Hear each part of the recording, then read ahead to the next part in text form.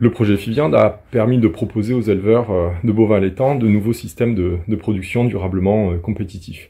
Alors, pourquoi proposer de nouveaux systèmes? Parce que, d'une part, l'élevage allaitant fait face depuis plusieurs années à un vrai manque de rentabilité. On constate de plus des exigences sociétales qui sont fortes pour des systèmes plus respectueux de l'environnement et du bien-être animal. Et puis aussi, en termes de consommation, les ménages achètent de plus en plus de hachets. Ça milite vraiment pour fournir des carcasses adaptées, standardisées et aussi plus légères. On voit bien que toutes les orientations de la sélection génétique et les conduites d'élevage qu'on a pu promouvoir depuis plusieurs décennies trouvent actuellement leurs limites. C'est vraiment sur la base de ce diagnostic qu'a été conduit le projet et que différents systèmes innovants et d'avenir ont pu être proposés, modélisés et validés également par des groupes représentant les différents acteurs de la filière viande bovine. Et comme vous le voyez sur la diapositive, 3 systèmes ont été spécifiquement mis en avant. Tout d'abord, le premier système, production de vaches et de génisses à l'herbe, un système en fait qui correspond à une production de femelles, vaches ou génisses, commercialisées en label et engraissées avec des rations à base d'enrubanage d'herbe et de fauches précoces.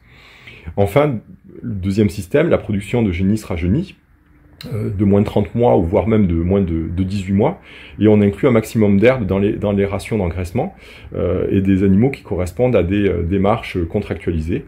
Enfin, le troisième système correspond à la production de jeunes vaches et de jeunes génisses en lien avec l'augmentation des taux de renouvellement et la diminution de l'âge au premier vélage, et on va jusqu'à du vélage 2 ans, pour les génisses de renouvellement.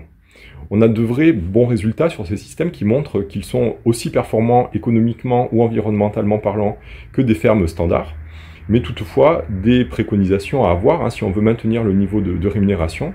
Il faut une augmentation du prix de vente des animaux, et ça ne peut passer de toute façon que dans un cadre de dispositif permettant une sécurisation des prix et une commercialisation des débouchés, ou alors par une augmentation du nombre de vélages, mais là, un vrai problématique passe par quant à la saturation de la main-d'œuvre en termes de travail.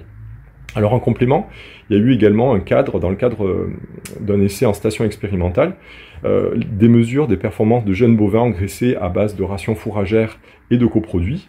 Et ce qu'on a montré, c'est que les croisements de jeunes bovins salaires croisés Angus permettent d'obtenir des carcasses plus légères avec un très bon état d'engraissement, tout en réduisant la durée d'engraissement. Finalement, ce qu'on a pu également montrer dans une troisième partie, c'est que les travaux ont permis de montrer que l'index synthétique ISEVR, tel qu'on le connaît actuellement, permet de repérer et de sélectionner des animaux précoces, adaptés au système identifié dans le cadre des actions précédentes.